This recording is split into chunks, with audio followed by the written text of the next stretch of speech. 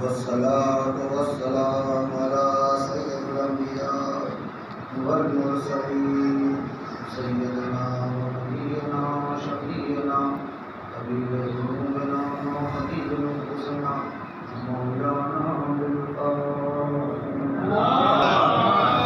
باليقين الطاهرين المعصومين المظلومين سلام الله على آلهم وقبلتهم أجمعين.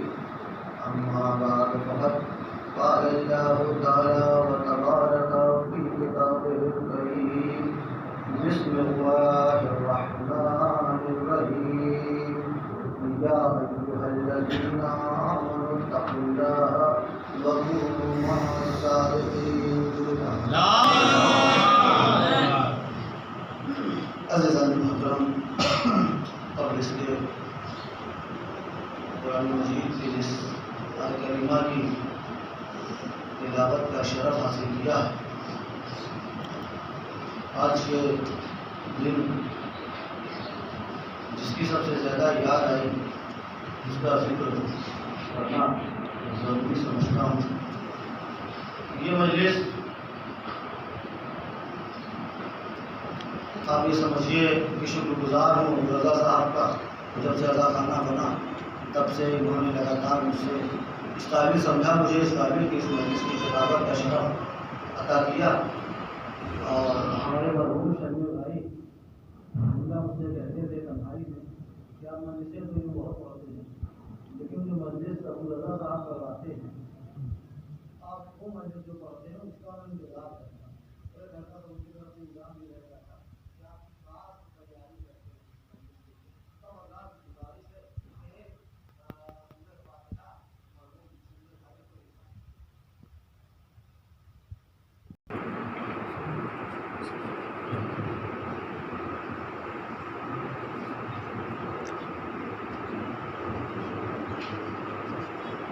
اور اپنے گفتگو کا آغاز کرنے سے پہلے بارگاہ شہزادی کونین سلام اللہ علیہ میں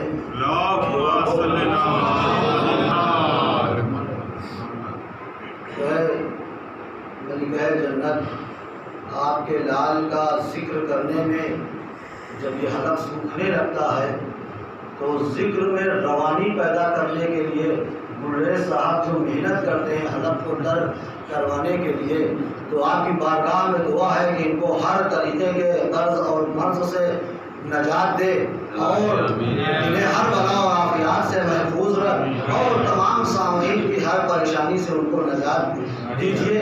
اے شہزادی کونین سلام اللہ علیہ کے لال کے صدقے میں یہاں پر جتنے بھی لوگ موجود ہیں اور جہاں جہاں بھی شیعان حیدر کرار ہیں ان سب کی جان مال اور عزت و آبرو کی حفاظت کریے. درود پڑھیں بر محمد والے. خدا بند عالم یہ اعلان کر رہا ہے یا ایھا الذین آمنوا اتقوا اللہ وکونوا مع الصادقین. اے ایمان والو تقوی اختیار کرو اور سچوں کے ساتھ رہو.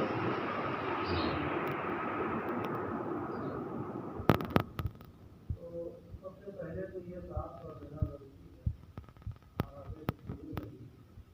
کہ خدا بند عالم عام آدمیوں سے مخاطب نہیں، عام انسانوں سے مخاطب نہیں، عام مسلمانوں سے مخاطب نہیں. کس سے مخاطب ہے؟ مومنین سے. کیوں مخاطب ہے؟ کہ تم متقی بن جاؤ. کیوں متقی بن جائے؟ تاکہ تم سچوں کے ساتھ ہو جاؤ. تاکہ تم سچوں کے ساتھ ہو جاؤ. تو یہاں پر اللہ نے رہتی دنیا تک کے لیے ایک فیصلہ کر دیا کہ سچوں کے ساتھ ہونے کے لیے کم سے کم کیٹیگری جو ہو وہ متقی ہو. یعنی عام آدمی سچوں تک نہیں پہنچ سکتا، عام مسلمان سچوں تک نہیں پہنچ سکتا، یہاں تک کہ مومن بھی سچوں تک گا، اور خداوند عالم اس کو تاکید کر رہا ہے، اس سے مخاطب ہے کہ تقویٰ اختیار کرو، کیوں؟ تاکہ سچوں کے ساتھ ہو جاؤ۔ اب مومن پریشان ہو گئے، غیر ماننے والے انہیں مومن بننے کے لیے جن جن چیزوں کا مجھے حکم دیا میں نے وہ سب کیا، نمازیں میں نے پڑھی، روزے میں نے رکھے، حج میں نے کیا، زکوٰۃ میں نے دی، خمس میں نے نکالا، اصول دین کو میں نے مانا، فروع دین کو میں نے مانا، تولہ پر میں ایمان لایا، تبرع پر میں ایمان لایا، پڑوسی کے حق کو میں نے ادا کیا، اپنے بچوں کی ویسی تربیت میں نے کی جیسی تو چاہتا ہے، اپنے گھر کے خواتینوں کے پردے کا اس طریقے سے اہتمام کیا جیسا تو چاہتا ہے، پالنے والے میں نے ویسے ہی گھر کا انتظام کیا جیسا تیرے حبیب نے بتایا تھا، کہ نہ تو کسی نامحرم کی نظر گھر کے اندر آنے پائے، نہ تو کسی گھر کی خواتین کی نظر گھر سے باہر جانے پائے۔ پالنے والے سب سارے احکام کو میں نے بالکل اس طریقے سے انجام دیا جیسا تو نے حکم دیا۔ تو ہے میرے پروردگار، اب میں متقی کیسے بنوں؟ اب میں متقی کیسے بنوں؟ تو عجب نہیں آواز ہے کہ اگر متقی بننا چاہتے ہو تو امام المتقین کے دامن کو پکڑ لو۔ جب امام المتقین کے دامن کو پکڑ لو گے تب متقی ہو جاؤ گے۔ اچھا متقی کیوں ہو جائے؟ کہ اس لیے کہ سچوں کے ساتھ ہو جاؤ۔ پوری توجہ، پوری توجہ۔ خداوند عالم نے سب سے زیادہ زور جو دیا وہ اس تقوی پر زور دیا کہ متقی ہو جاؤ۔ قرآن ہدایت ہے جس کے لیے پوری توجہ عزیزو، دعا سے نماز دیجیے گا بات پہنچ جائے۔ قرآن ہدایت ہے کس کے لیے؟ متقین کے لیے۔ تم متقی ہو جاؤ، کیوں؟ تاکہ سچوں کے ساتھ ہو جاؤ۔ اب لفظوں کو بدلوں، اگر قرآن سے ہدایت چاہیے تو متقی ہو جاؤ، اگر سچوں کی قربت چاہیے تو متقی ہو جاؤ۔ یعنی اب اگر قرآن صامت سے ہدایت چاہیے تو متقی ہو جاؤ، قرآن ناطق کی قربت چاہیے تو متقی ہو جاؤ۔ زمانہ حیران و پریشان رہا، زمانہ حیران و پریشان رہا کہ سوالات حاجیوں کے ہوتے ہوئے، سوالات تازے تازے حاجیوں کے ہوتے ہوئے پیغمبر کے جنازے میں صرف 9 افراد کیوں؟ سوالات حاجیوں کے ہوتے ہوئے پیغمبر کے جنازے میں صرف 9 افراد کیوں؟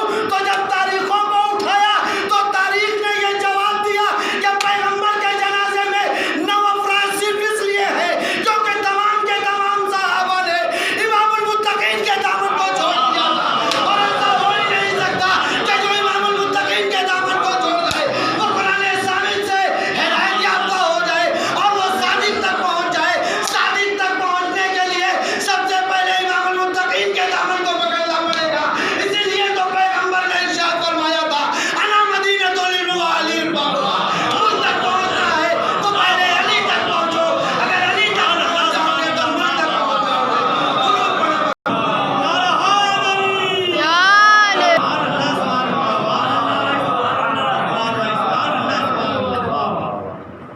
ایک اور بالخصوص دعا ہے، مولانا معصوم رضا صاحب تشریف فرما ہیں، طالب صاحب تشریف فرما ہیں، اور میں آپ جانتے ہیں کہ میں کھلے مزاج کا اور کھلے نظر کا ہوں۔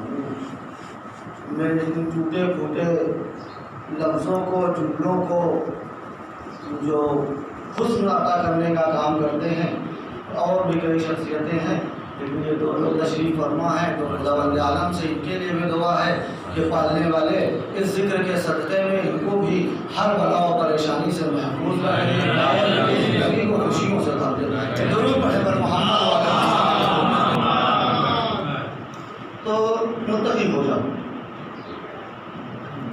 متقی ہو جائے، اس لیے کہ سچوں کے ساتھ ہو جائے۔ سچوں کے ساتھ کیوں ہو جائے؟ سچوں کے ساتھ بھی کیوں ہو جائے؟ بھائی فائدہ کیا ہے؟ سچوں کے ساتھ ہو جاؤ اس لیے کہ حلال و حرام میں فرق پہ جاننے کے لیے تمہارے اندر تمیز آ جائے۔ سچوں کے ساتھ ہو جاؤ اس لیے کہ سچ اور جھوٹ کو پہچاننے کی تمیز آ جائے۔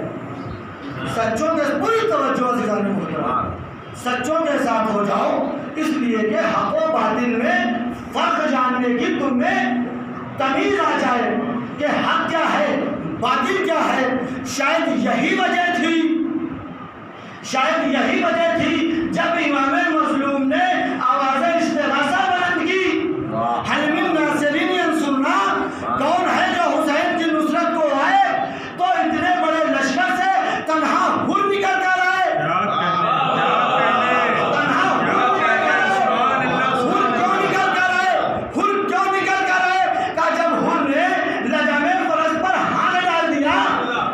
جب نظام فرض پر ہاتھ ڈال دیا تو امام نے کہا اے حر تو نے یہ کیا گستاخی کر دی؟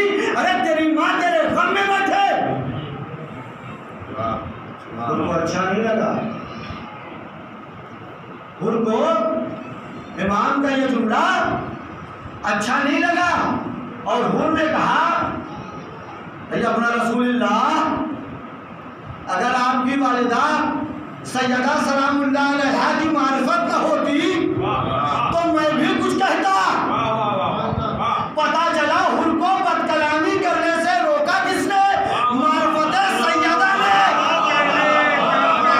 سیدہ نے سچوں کے ساتھ ہو جانے کا یہ نتیجہ ہے کہ سیدہ کی معرفت آ گئی تو اتنے بڑے لشکر میں امام کی آواز استغاثہ پر لبیک کہتا ہوا تھا وہ پہنچا، جسے معرفت ہو جاتی ہے وہ لبیک کہتا ہوا پہنچتا ہے، جسے معرفت نہیں ہوتی نبی آواز دیتا رہتا ہے۔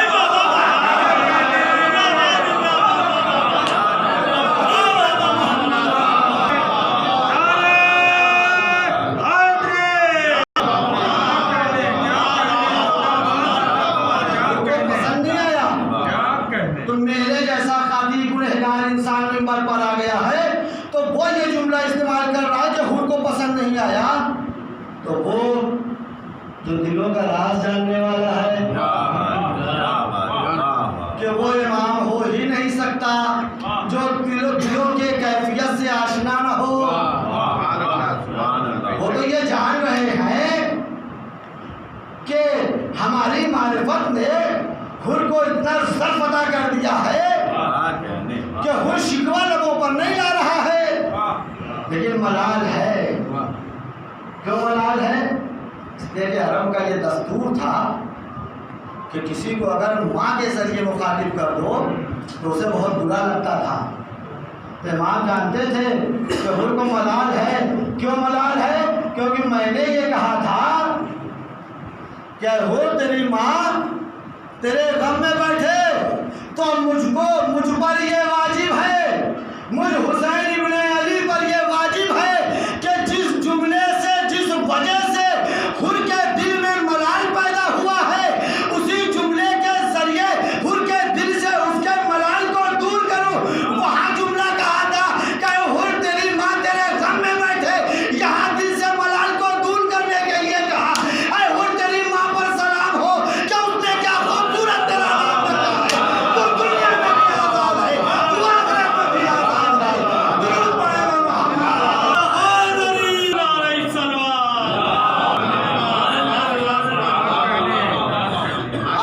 آج بات کو کہاں سے کہاں نہیں نکالنا چاہتا، آج اپنے موضوع پہ ہی رہنا چاہتا ہوں، اس لیے بہت جلدی واپس آ رہا ہوں۔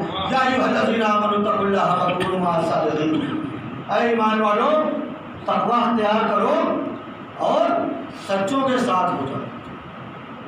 عام طور پر اسرائیل کلمہ کا ترجمہ اس طریقے سے بھی ہوتا ہے، بزرگان بیٹھے ہوئے ہیں اور جناب بیٹھے ہوئے ہیں، جناب مفتی صاحب بیٹھے ہوئے ہیں، ان کے سامنے یہ جملہ استعمال کرنا جسارت کرنے کے برابر ہے۔ کہ عام طور پر اس کا ترجمہ اس طریقے سے بھی ہوتا ہے کہ اللہ سے ڈرو اور سچوں کے ساتھ. لیکن عزیزان میں دوسرے کی بات نہیں کرتا، خود اپنی ذات کی بات کر رہا ہوں. جب میں نے خود اپنے آپ کو دیکھا تو میری زندگی کا ایک لمحہ بھی ایسا نہیں ہے جو اللہ کی رحمت سے خالی. زندگی کا کوئی ایسا لمحہ، صرف میں ہی نہیں، وہ نافرمان ہے جو یہ کہہ دے کہ میری زندگی کا یہ لمحہ اللہ کی رحمت سے خالی. جو اتنا بڑا رحیم ہے کہ اس کی رحمت پہلے بھی ہے، اس کی رحمت درمیان میں بھی ہے، اس کی رحمت آخر میں بھی ہے. اس سے ڈر اور زیادہ مجھے تو یہ لگتا ہے کہ جو اس کی رحمتوں میں ڈوب جائے اور اس کی رحمتوں کو سمجھ لے اور اس کی رحمتوں کا شکر صرف ادا کرے پوری زندگی، تو پھر پوری زندگی اس سے گناہ کوئی سرزد نہیں ہو سکتا. جس سے گناہ نہ سرزد ہو اسے ڈرنے کی ضرورت نہیں. کیسی رحمت؟ بچہ ماں کے پیٹ میں ہے، اس اندھیری کالی کوٹری میں اس بچے کی زندگی کے لیے اس تک غذا پہنچائی، یہ اللہ کی رحمت ہے.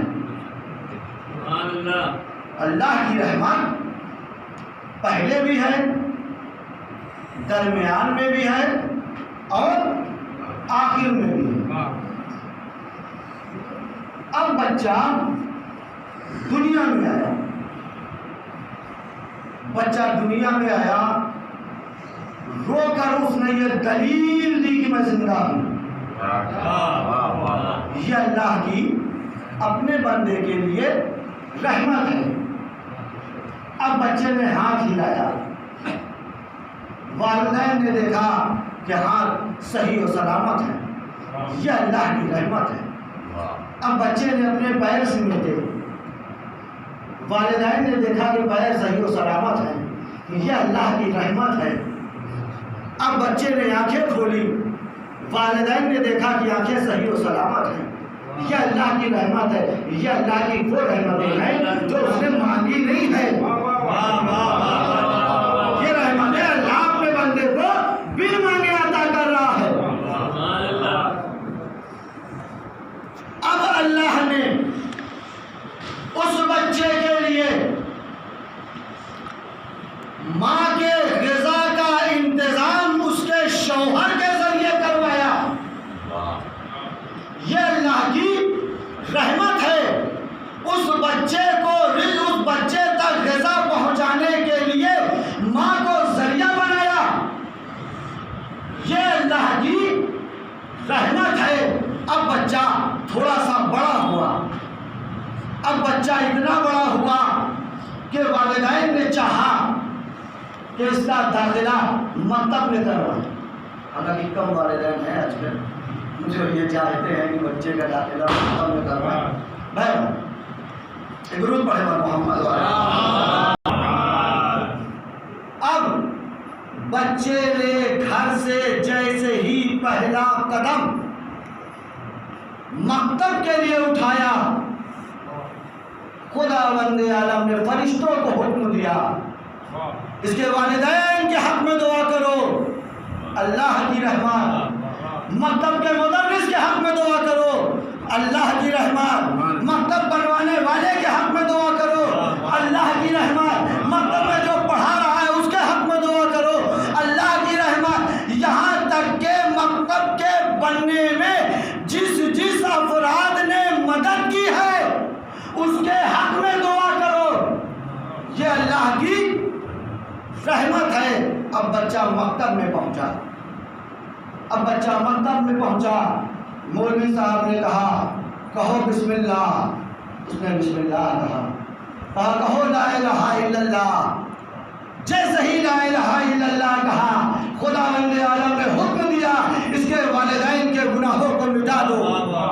اس لا الہ الا اللہ پڑھا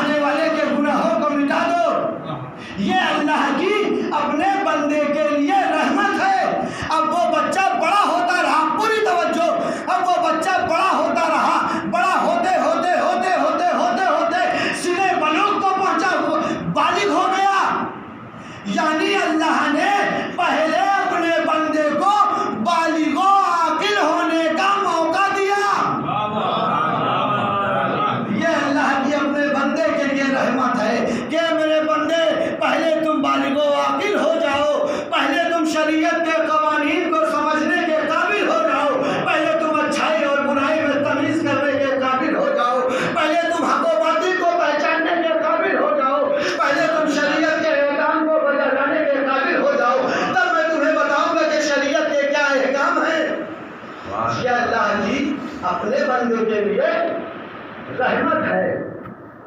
کیا یہ خدا تعالیٰ کو قانون بتا رہا ہے کہ ماذ اللہ اس لیے بتا رہا ہے کہ ہم نماز پڑھ لیں گے تو اور بڑا اللہ ہو جائے گا،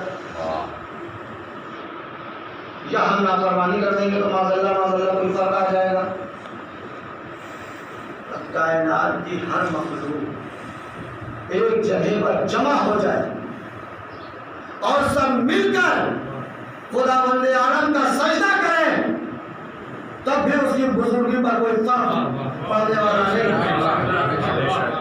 اس کائنات کی ہر مخلوق ایک جگہ پر جمع ہو کر خداوند عالم کی نافرمانی کرے، تب بھی اس کی بزرگی پر حرف آنے والا نہیں ہے۔ خداوند عالم نے یہ قوانین ہم کو اس لیے بتائے کہ ہمارے اندر ایسی صلاحیت پیدا ہو جائے کہ ہم نجات پا جائیں، ہم کامیاب ہو جائیں، ہم کمال کی منزل پر پہنچ جائیں۔ لیکن ہم اتنے گنہگار نکلے، اتنے خاطی نکلے کہ ہم نے اس کی رحمتوں کو بھلا دیا، ہم نے اس کی نعمتوں کو فراموش کر دیا، ہم رنگینیوں میں کھو گئے، ہم نے برائیاں شروع کی، ہم نے غیبت شروع کی، ہم نے نماز کو ترک کیا، ہم نے روزے کو ترک کیا، ہم گناہ کرتے رہے اور ایک وقت ایسا آیا ہماری زندگی میں کہ ہم بیٹھے اپنی زندگی کا حساب کرنے کہ ہم نے زندگی کو کیسا بسر کیا۔ پوری توجہ عزیزوں، ہم نے زندگی کو کیسا بسر کیا، تو ہم نے دیکھا کہ ہماری زندگی کا ایک بڑا حصہ گناہوں میں گزر گیا۔ ایک پشیمانی آئی ہلکی سی، شرمندگی ہوئی ہلکی سی۔ جیسے ہی دل نے شرمندگی محسوس کی، آواز قدرت آئی، اے میرے بندے، جتنا گناہ تجھے کرنا تھا تو کر چکا، جتنی نافرمانی تجھے کرنی تھی تو کر چکا۔ پہلے بھی تیرے لیے رحمت تھی، اب بھی توبہ کی شکل میں رحمت کا ایک دروازہ کھول رکھا ہے۔ اور میری بارگاہ میں مجھ سے معافی دے مانگ کر دے، میں تجھے معاف کر دینے والا ہوں۔ درود پڑھے وہ محمد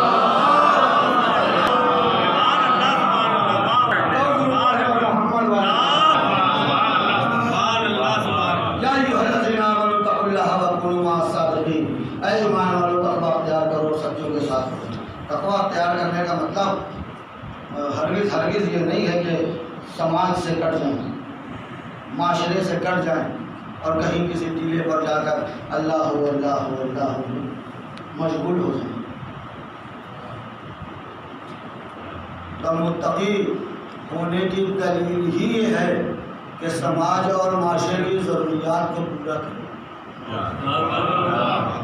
وہ متقی ہو ہی نہیں سکتا کہ جو معاشرے کی ضرورت کو محسوس نہ کرے،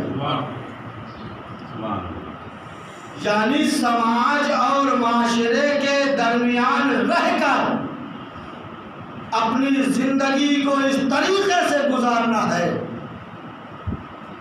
کہ گناہ کے داغ ہمارے دامن کو چھو بھی نہ سکے۔ لہروں کے ساتھ تیرنے والے کو تیراک نہیں کہتے،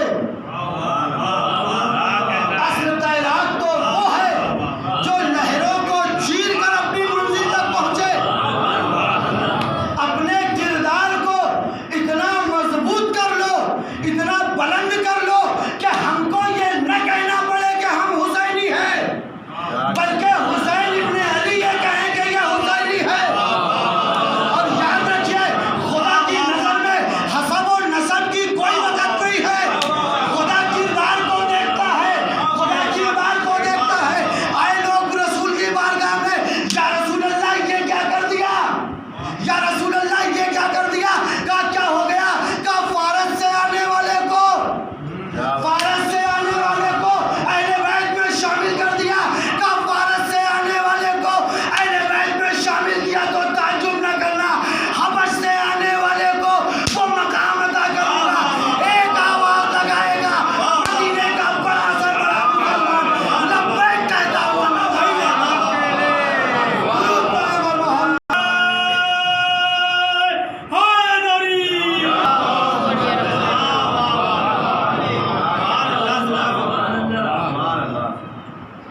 اللہ کی رحمت بندے پر پہلے بھی ہے، درمیان میں بھی ہے، آخر میں بھی۔ آئیے قبر سرکار ختمی مرتبہ کی خدمت میں۔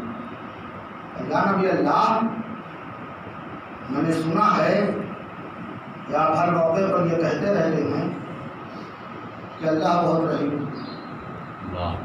اللہ بہت رحم کرنے والا ہے۔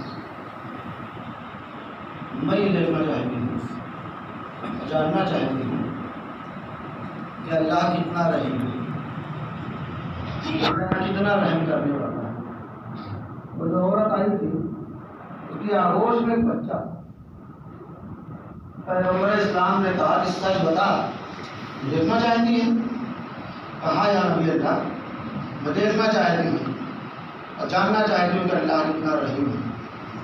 اپنے اس بچے کو چلتے ہوئے تنور میں ڈالیں۔ کہا یا نبی اللہ، کیسی بات آپ کر رہے ہیں؟ میرا بیٹا ہے، میرا نور نظر ہے، میرا لخت جگر ہے، میں اسے آپ کے حوالے کیسے کر دوں؟ یا نبی اللہ، میں اسے آپ کے حوالے کیسے کر دوں؟ کہا نہیں، اگر اللہ کی رحمت جاننا ہے تو اسے آپ کے حوالے کر دے۔ کہا یا نبی اللہ، میں اسے آپ کے حوالے نہیں کر سکتی۔ کہا کیوں نہیں کر سکتی؟ کہا میری محبت مجھے اجازت نہیں دیتی کہ میں اسے آپ کے حوالے کر دوں۔ کہا یہ بتا کہ تیری محبت تجھے اجازت کیوں نہیں دیتی؟ اس نے کہا یا نبی اللہ، میں اتنی بے رحم نہیں ہوں کہ اپنے اس بچے کو آگ کے حوالے کر دوں۔ بس فوراً رسول اکرم نے کہا، اے دنیا والوں، اب تو سمجھ جاؤ اللہ کیسا رحیم ہے۔ جس نے تمہارے دلوں میں رحمت کا یہ جذبہ رکھا ہے، وہ خود کتنا رحیم ہوگا، اس کی رحمت جاننا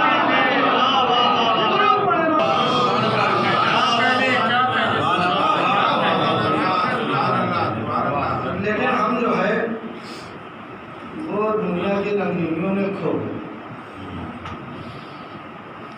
اور الزام تھا، فطرت ہے انسان کی، غلطی کو ایکسیپٹ نہیں کرتا۔ اگر غلطی کو ایکسیپٹ کر لے تو آپ یقین جان لیجیے کہ جنت واجب ہو جائے اس پر۔ پڑھے گا محمد والا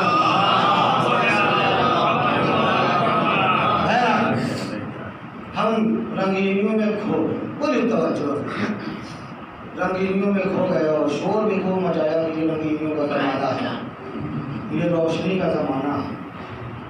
اچھا، روشنی کے کیا معنی؟ روشنی کے معنی یہ بل گزر رہے ہیں، میرا یہ رومال ابھی گر جائے اور میں چاہوں کہ اسے اٹھا لوں اور میں جھک کر اس رومال کو اٹھا لوں، تو یہ روشنی حقیقی ہے، طاقت ہے اس روشنی میں، کیونکہ میرا رومال گرا تھا اور میں نے اسے اٹھا لیا، میں نے دیکھ لیا۔ لیکن یہ رومال گر جائے اور میں رکوں اور ممبر چھوڑ کر، مجلس چھوڑ کر، کتابت چھوڑ کر ڈھونڈتا ہوں 2-4-5 منٹ ایسے، تو یہ سامنے کہے گا کیا کر رہے ہیں؟ وہ رومال اٹھائیے اور ممبر پر جائیے، بیان کو وہیں سے جاری کریے جہاں سے چھوڑا ہے۔ میں کہوں گا وہ صاحب، یہ روشنی، یہ بلب جو ہے وہ بیکار ہے، اس روشنی میں کوئی طاقت نہیں ہے۔ کیوں طاقت نہیں ہے؟ کیا مجھے رومال دکھ ہی نہیں رہا ہے؟ رومال نہیں دکھ رہا ہے، جس میں روشنی کا قصور نہیں ہے، آپ کی آنکھیں بے نور ہو گئی ہیں۔ سرفراز صاحب، آپ کی آنکھیں بے نور ہو گئی ہیں، آپ نور سے استفادہ حاصل نہیں کر پا رہے ہیں، کیونکہ اگر یہ نور کا دور ہوتا تو ہم کو عزاخانے مل جاتے، ہم کو مسجدیں مل جاتی۔ ہم مسجدوں سے دور ہیں، ہم عزاخانوں سے دور ہیں۔ اس کا مطلب یہ ہے کہ ہم عزاخانے سے دور نہیں ہیں، ہم مسجد سے دور نہیں ہیں، بلکہ ہم نور سے دور ہیں۔ جس دن ہم نور کے قریب آ جائیں گے، ہمیں عزاخانہ بھی مل جائے گا، ہمیں مسجدیں بھی مل جائیں گی۔ ضرور پڑھے گا محمد۔ ارے صاحب، کچھ بھی ہو، نور کا زمانہ ہے، روشنی کا زمانہ ہے۔ عزیزان محترم، جملہ آپ کی ذہین سماعت میں ہے۔ خطیبوں والا جملہ استعمال کر دوں کہ میں اپنے بیان کا ذمہ دار ہوں، آپ کی سماعت کا ذمہ دار نہیں۔ حالانکہ واقف ضرور ہوں آپ کی سماعت سے کہ بیان ہوگا یہاں بالا گنج کے ثانیہ زہرا آزا خانے میں، اور آپ کی سماعتیں مدینے کی گلیوں سے ٹکرائیں گی۔ یہی تو کمال ہے محبان آل محمد کا، کہ جو بات جہاں کے لیے رہتی ہے وہی ذہن پہنچتا ہے۔ لیکن پھر بھی میں اپنے بیان کا ذمہ دار ہوں، اور آپ یقین جانیے کہ یہ مجلسی جملہ نہیں ہے اور خطابت والا جملہ نہیں ہے۔ یقین کریے جب سے مجلس پڑھ رہا ہوں تب سے لے کر آج تک تبرے کے گوشے میں اتنا خوبصورت جملہ میں نے آج تک نہیں پڑھا۔ پوری توجہ سے جانیں، جملہ آپ کی ذہن سما دو۔ یہ روشنی کا زمانہ، تاریخ اٹھا کر دیکھا، ہر شاعر نے، ہر تاریخ لکھنے والے نے، ہر افسانہ نگار نے، ہر اسٹوری رائٹر نے، جس کو ذرا سا بھی لکھنا آتا ہے اس نے بھی، جس کو بہت زیادہ لکھنا آتا ہے اس نے بھی، سب نے محبت کو جو تشبیہ دی، جو مثال دی، وہ شمع اور پروانے سے نسبت دی۔ پوری توجہ اگر جملہ آپ تک پہنچ جائے تو دعاؤں سے نواز دیجیے گا، اور میرا یقین یہ کہتا ہے کہ جملہ آپ محسوس ضرور کریں گے، اور جب محسوس کر لیں گے تو ہاتھ اٹھا کر دعاؤں سے نوازیں گے۔ یہ میرا دل کہتا ہے۔ سب نے یہ لکھا کہ سچی محبت جو ہوتی ہے وہ شمع اور پروانے کے محبت کے جیسی ہوتی ہے، اور امت مسلمہ کے بہت بڑے طبقے ہیں سرکار قدمی مرتبت کو بھی شمع سے تشبیہ دی۔ باقی اور میں کچھ نہیں پڑھوں گا، میں اسی شمعی اور پروانے تک رہوں گا۔ جو بتاؤں صاف بات، کیا لکھا؟ لکھا انہوں نے کہ محبت مقبول تب ہوتی ہے جب شمع اور پروانے کے جیسی محبت ہو۔ یعنی سچی محبت کو جو تشبیہ دی گئی وہ شمع اور پروانے سے۔ لیکن میرے ناقص ذہن میں، میرے جیسے کم علم انسان میں جو غور و فکر کی،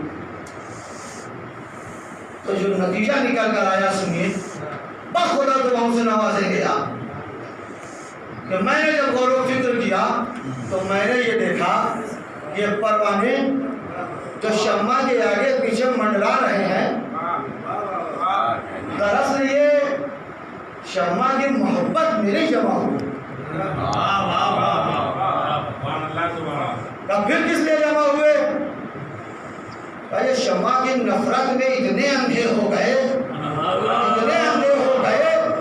شمع کے سے جو یہ نور نکل رہا ہے، اس نور سے اتنی نفرت ہو گئی پروانوں کو کہ اب اتنا ڈوب گئے اس نفرت میں کہ اب ان کی کوشش یہ ہے کہ کسی بھی طریقے سے اس شمع سے نکلنے والے نور کو کسی نہ کسی طریقے سے ختم کر دیں۔ کا دلیل کیا ہے؟ اتنی بڑی بات آپ کیسے کہہ سکتے ہیں؟ اب اتنے بڑے بڑے افسانہ نگار سے زیادہ بڑے ہو گئے، اب اتنے بڑے بڑے خطیبوں سے زیادہ بڑے ہو گئے، اب اتنے بڑے بڑے شاعروں سے زیادہ بڑے ہو گئے، اب اتنے بڑے بڑے افسانہ نگاروں سے زیادہ بڑے ہو گئے۔ کا دلیل ہے میرے پاس، دلیل ہے میرے پاس کہ یہ جو پروانے، پوری توجہ، یہ جو پروانے شمع کے آگے پیچھے منڈلا رہے ہیں، جب غور و فکر کیا تو نتیجہ یہ نکلا کہ یہ رات بھر جو پروانے شمع کے ارد گرد منڈلا رہے تھے، جیسے ہی شمع لاش میں تبدیل ہوئی، پروانے بھاگ نکلے، پتہ چلا یہ شمع کی محبت میں نہیں آئے تھے۔ اگر شمع کی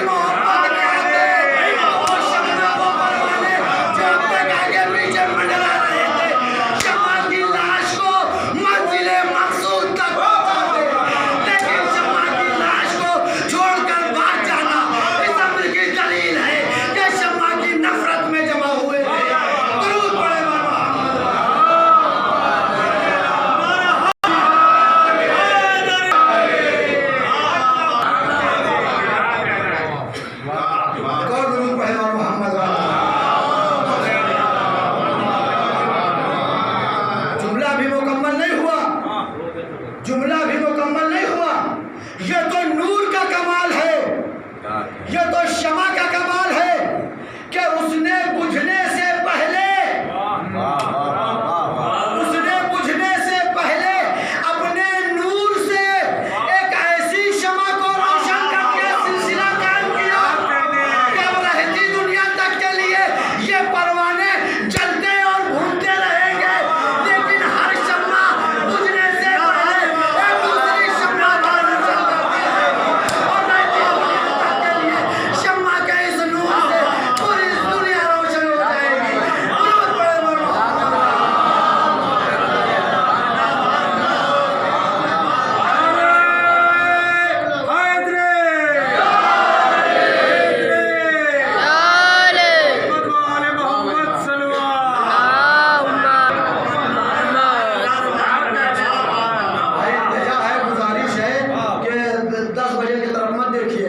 کیونکہ میں تقریباً 10:30 کے قریب ممبر پہ آیا، ورنہ آپ کہیے کہ 9 بجے سے بیٹھ گئے. صاحب درود پڑھے اور محمد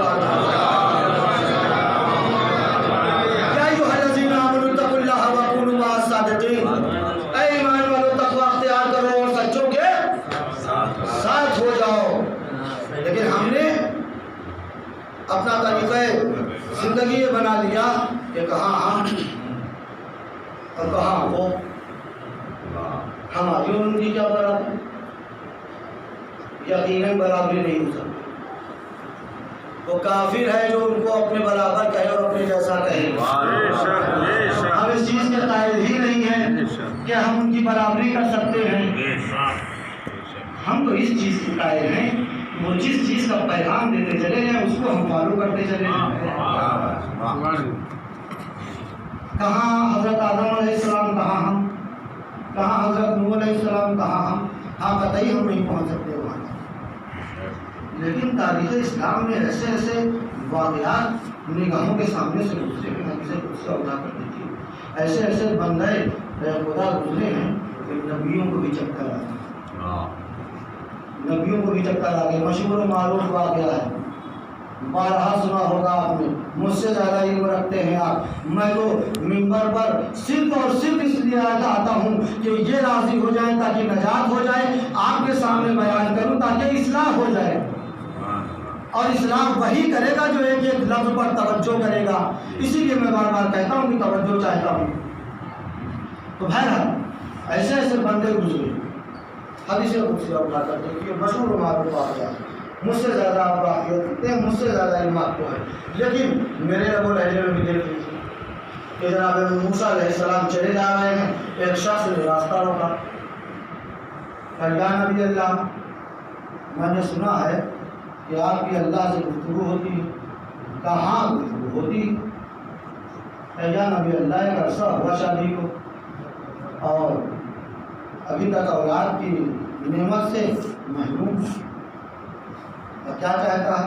کیا خدا بند عالم سے درخواست کر دیجیے گا کہ ایک اولاد ادا کر دے. کہ جناب موسیٰ علیہ السلام کی جو گفتگو کرنی تھی وہ کی، اس کے بعد اس کا پیغام دیا. دوبارہ رہا وہ شخص اولاد چاہتا ہے. کیا موسیٰ اس کی قسمت میں اولاد نہیں ہے؟ درود پڑھے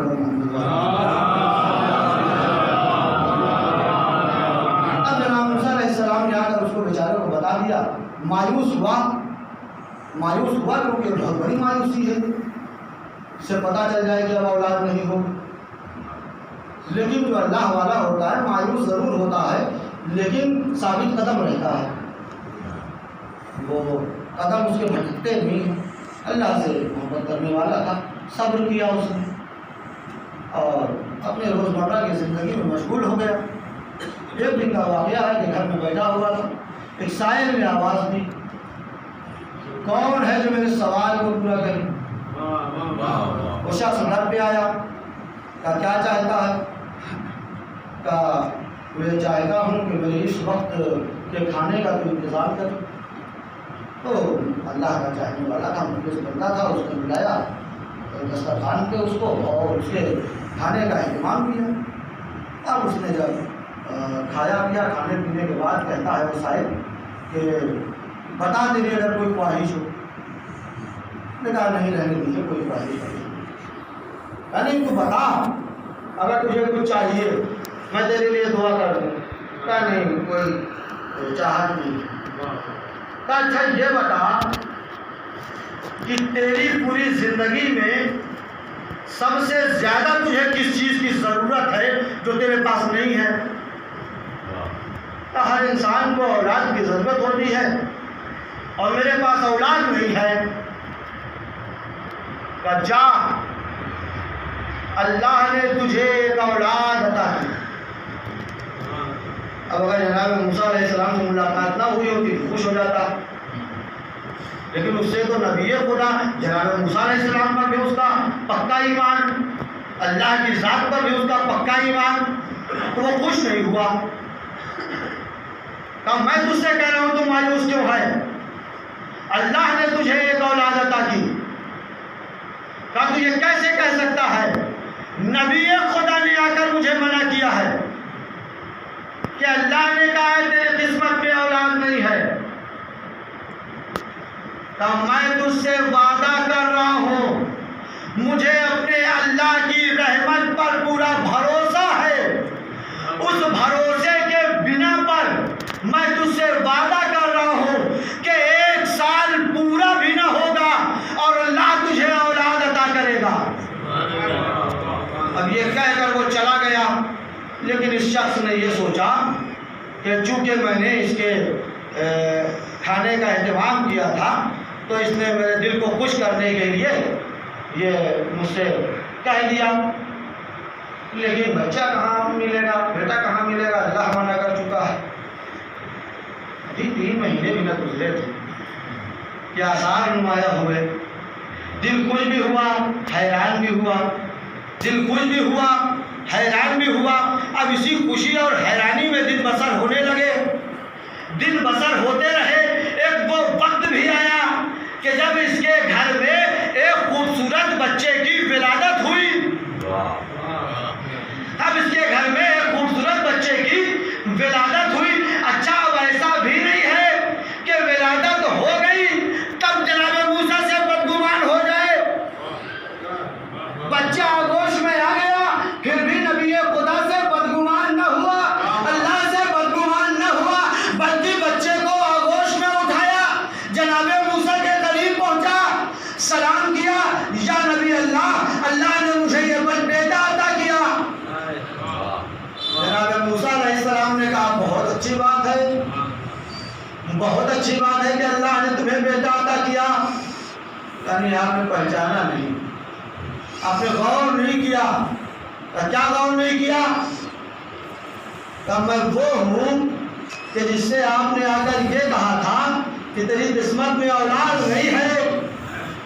اب جناب موسیٰ علیہ السلام کا ماتھا ٹھنکا ہے. کیا بات کر رہا ہے تو؟ ایسا کیسے ہو سکتا ہے؟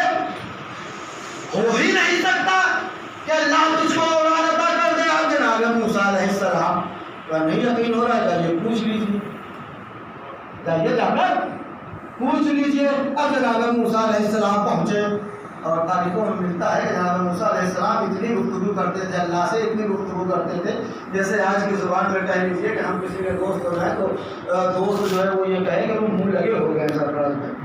جناب موسیٰ علیہ السلام ہر طریقے کی گفتگو کرتے تھے اللہ سے. اب جناب موسیٰ علیہ السلام نے شکوہ کیا کہ پالنے والے بےعزتی ہو گئی میری.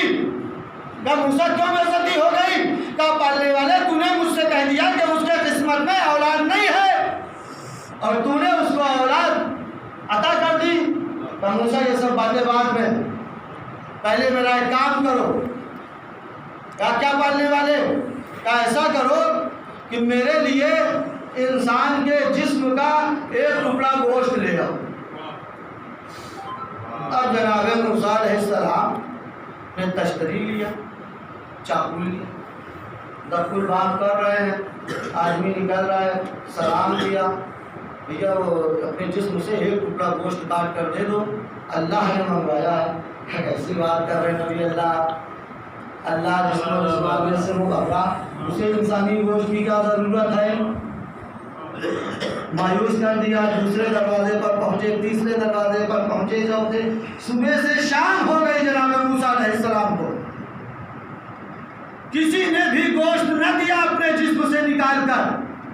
اب جناب موسیٰ علیہ السلام تھکے قدموں سے واپس لوٹنے لگے۔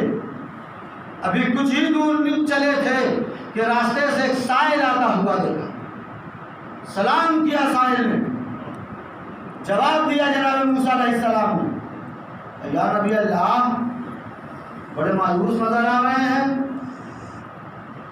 ارے چھوڑو جانے، اللہ نے نبی اللہ بتائیے کیوں مایوس ہیں؟ جب انکار کیا تو اصرار بڑھا، اب جب اصرار بڑھا تو جناب موسیٰ علیہ السلام نے کہا کہ خدا بند عالم نے انسان کے جسم سے ایک ٹکڑا گوشت منگوایا تھا۔ کہا تو کیا ہوا نبی اللہ؟ کہا جس در پہ گیا سب نے خالی ہاتھ واپس کر دیا کہ اللہ کو گوشت کی کیا ضرورت؟ کہا لائیے ذرا تشتری تو دیجئے، لائیے ذرا چاقو تو دیجئے۔ اب اس سائل نے اپنے جسم سے گوشت کا ایک ٹکڑا کاٹا۔ جناب موسیٰ علیہ السلام نے چاہا کہ ہاتھ بڑھا کر تشتری لے لے، اس نے اپنے جسم کے دوسرے گوشے سے گوشت کا ٹکڑا کاٹا۔ جناب موسیٰ نے چاہا اب دے دے، اس نے جسم کے تیسرے گوشے سے گوشت کو کاٹا۔ اللہ نے کہا یہ تو کیا کر رہا ہے؟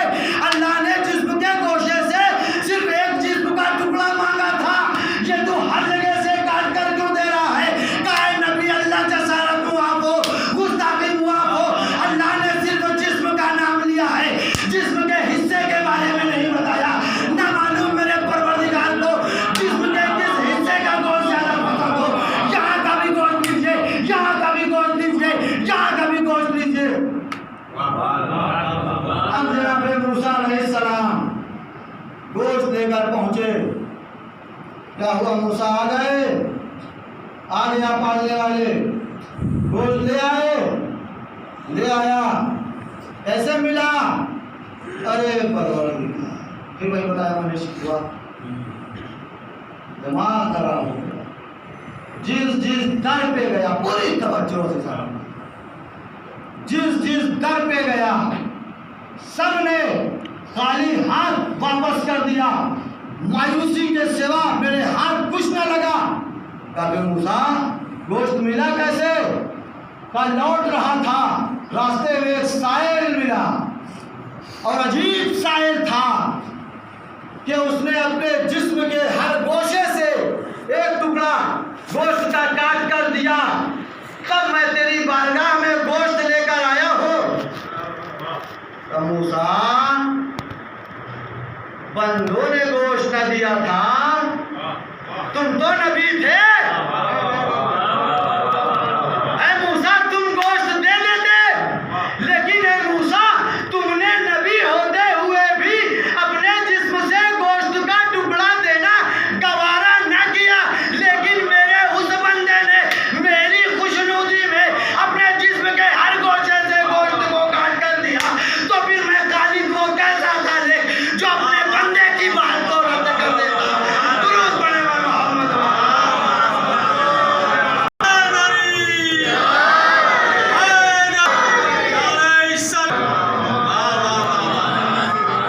اچھا میں نے غلطی کی، میں عام طور پر لوگوں کو کہتا رہتا ہوں یہ کہ وہ خالی نقطے خالی فضائل پڑھتے رہتے ہیں، تھوڑا سا علمی گفتگو بھی کرنا چاہیے، لیکن محسوس آپ کی خاموشی نے پیغام دیا، اب میں لوٹ رہا ہوں اپنے اسی آپ کے مزاج کی طرف۔ جناب موسیٰ علیہ السلام اللہ سے گفتگو کرتے تھے، اس لیے ان کو کلیم اللہ کہا۔ تب جناب موسیٰ علیہ السلام سے یہ یاد آیا، جب جناب موسیٰ علیہ السلام نے ہجرت کی اور مدائن کی طرف گئے تو مدائن کے باہر ایک کنویں کے سامنے ایک درخت سے ٹیک لگا کر بیٹھ گئے۔ تاریخیں لکھتی ہیں کہ اتنے کمزور ہو گئے تھے کہ چمڑا اور ہڈی ایک ہو گیا، پیٹ اور پیٹ ایک دم آپس میں مل چکے تھے، اتنے کمزور ہو چکے تھے جناب موسیٰ علیہ السلام۔ جناب موسیٰ علیہ السلام نے دیکھا کہ اس کنویں کی جانب دو لڑکیاں چلی جا رہی، پوری توجہ۔ اس سال کی مجھے یہ لگتا ہے کہ اس سال کی ایام اعضا کی میری یہ آخری مجلس ہے۔ دعاؤں سے نواز دیجیے گا اگر جملہ پہنچا جاتا ہے۔ پھر کہہ رہا ہوں کہ میں کسی کا نام لینے کا عادی نہیں ہوں، دعاؤں سے نواز دیجیے گا۔ ہو سکتا ہے آئندہ سال زندگی رہے کہ نہ رہے، پھر میرا بیان ہو کہ نہ ہو، بس شہزادی اس بیان سے راضی ہو جائیں اور آپ حضرات کے دل مسرور ہو جائیں فضائل آل محمد سے، یہی میرے لیے کافی ہے۔ اب جناب موسیٰ علیہ السلام نے دیکھا کہ دو لڑکیاں کنویں کی جانب جا رہی ہیں۔ ابھی کنویں کی جانب پاس پہنچنے بھی نہ پائی تھی کہ کچھ چرواہے آئے اور کنویں کو چاروں طرف سے گھیر لیا، اور وہ لڑکیاں جو پانی نکالنا چاہتی تھیں اب وہ بیچاری پریشان ہو گئی، پانی نہیں نکال پا رہی تھی۔ تو اب جناب موسیٰ علیہ السلام اٹھے اور انہوں نے کنویں سے پانی نکال کر ان لڑکیوں کی مدد کی، پوری توجہ۔ اب وہ لڑکیاں خوش ہوئی، گھر گئیں، اپنے والد سے بتایا، والد خوش ہوئے کہ مدائن میں ایسا کون مومن آ گیا، کہا بلا کر لاؤ۔ وہ لڑکیاں آئیں، جناب موسیٰ علیہ السلام کو بلا کر لے گئے۔ جناب موسیٰ علیہ السلام لڑکیوں کے والد کے قریب پہنچے۔ والد نے کہا کہ آپ نے میری لڑکیوں کی مدد کی ہے، آپ اس کی یہ اجرت لے لیجئے۔ جناب موسیٰ علیہ السلام نے کہا کہ ہم اللہ کے خاص بندے ہیں، ہم اپنے کام کی اجرت دنیا میں نہیں لیتے۔ والد کو یہ بات بڑی اچھی لگی، متاثر ہوئے، اتنا متاثر ہوئے، اتنا متاثر ہوئے، اتنا متاثر ہوئے کہ جناب موسیٰ علیہ السلام کی اپنی بیٹی سے شادی کر دی۔ والد کا نام تھا جناب شعیب علیہ السلام، بیٹی کا نام تھا صفورہ۔ جناب شعیب علیہ السلام جناب موسیٰ علیہ السلام سے اتنا متاثر ہوئے، اتنا متاثر ہوئے کہ اپنا داماد بنا لیا۔ کون سی بیٹی عطا کی؟ صفورہ۔ صفورہ کو اللہ نے تین منزلت عطا کی، پوری توجہ۔ صفورہ کو بس دو جملے اور آپ کی زحمت تمام۔ صفورہ کو اللہ نے تین منزلت عطا کی۔ کیسی منزلت؟ نبی کی بیٹی، نبی کی بیوی، نبی کے بیٹے کی ماں، یعنی صفورہ چاہے تو اپنی نجات کے لیے تین میں سے کسی سورس کا بھی استعمال کر سکتی ہے۔ چاہے تو نبی کی بیٹی ہونے کا سورس استعمال کرے اور نجات پا جائے، چاہے تو نبی کی بیوی ہونے کا سورس استعمال کرے اور نجات پا جائے، چاہے تو نبی کے بیٹے کی ماں ہونے کا سورس استعمال کرے اور نجات پا جائیں۔ تو ان کے پاس تین منزلت تھی، تو ظاہر سی بات ہے نجات مل گئی ہوگی۔ کہا نہیں، نجات نہیں ملی۔ کہا نجات کیوں نہیں ملی؟ کہا صفورہ سے خطا ہو گئی، ایسی خطا ہو گئی جہاں پر کوئی بھی سورس کام نہیں آتا، ایسی خطا ہو گئی جہاں پر کوئی بھی سورس کام نہیں آتا۔ کہا کیسی خطا ہو گئی؟ کہا ایسی خطا ہو گئی جو جہنم کے دروازے کو کھول دیتی ہے۔ کہا کیسی خطا ہو گئی؟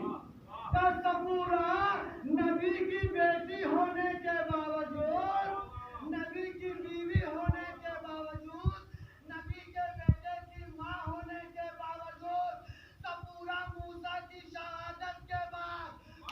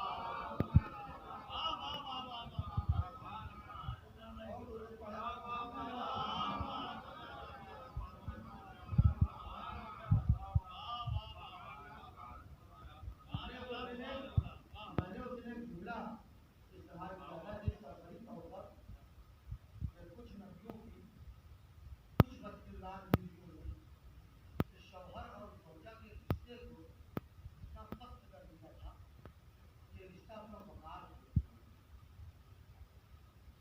آیا ایک شخص صادق عالم محمد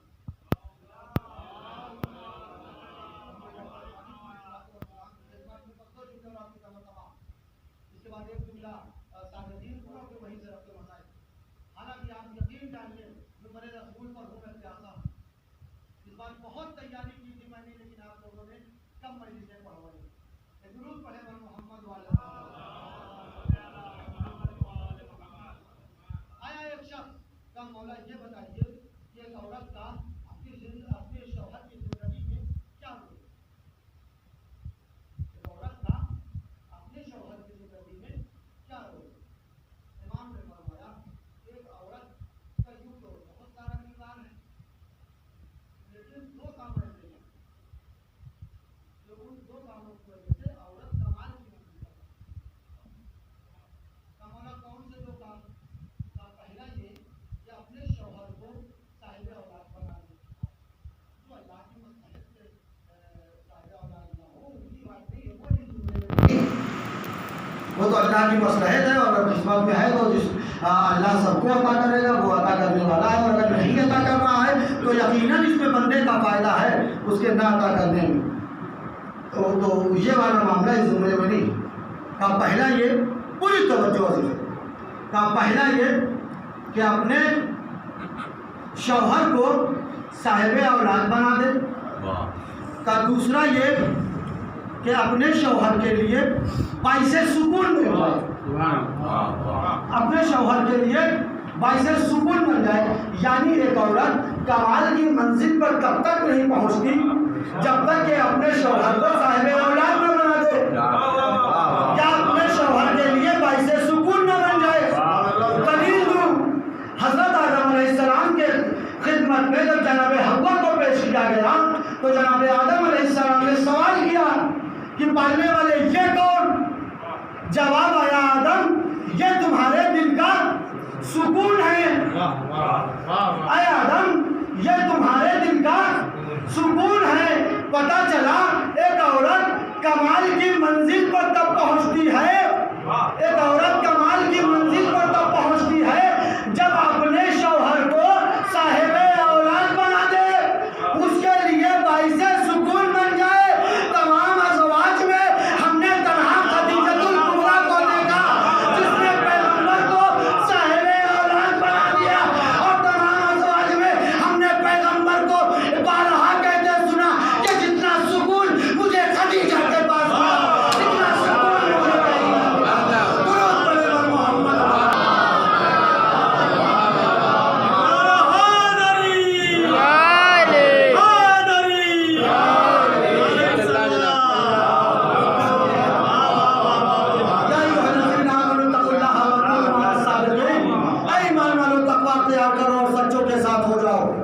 سچ کا تعلق دو چیزوں سے ہوتا ہے. آخری جملہ ربط مسائل. سچ کا تعلق دو چیزوں سے ہوتا ہے، ایک ہاتھ سے اور دوسرے زبان سے. زبان سے یعنی جو کچھ بھی بولے وہ سب کچھ سچ ہو. جو کچھ بھی بولے سب کچھ سچ بولے، کسی طریقے کا کوئی شبہ نہ ہو اس کی زبان پر. ایسا تاریخ اسلام میں صرف ایک شخصیت نظر ہے.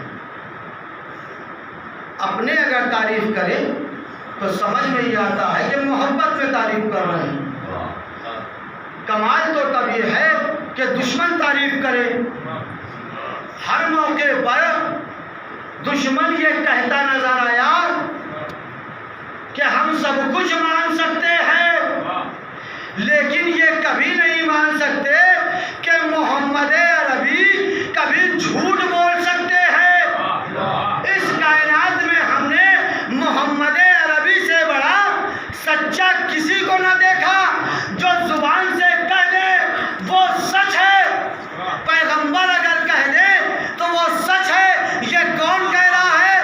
یہ دشمن کہہ رہا ہے جو پیغمبر کے قتل کرنے کے منصوبے ہر وقت بنا رہا ہے. وہ سب کچھ مان سکتے ہیں لیکن ہم یہ نہیں مان سکتے کہ محمد کبھی جھوٹ بول سکتے ہیں۔ تو زبان سے تعلق سچ کا، اور دوسرا آخری جملہ اور زحمت تمام، اور دوسرا کا ہاتھ سے سچ کا تعلق ہوتا ہے۔ ہاتھ سے سچ کا تعلق کیسے؟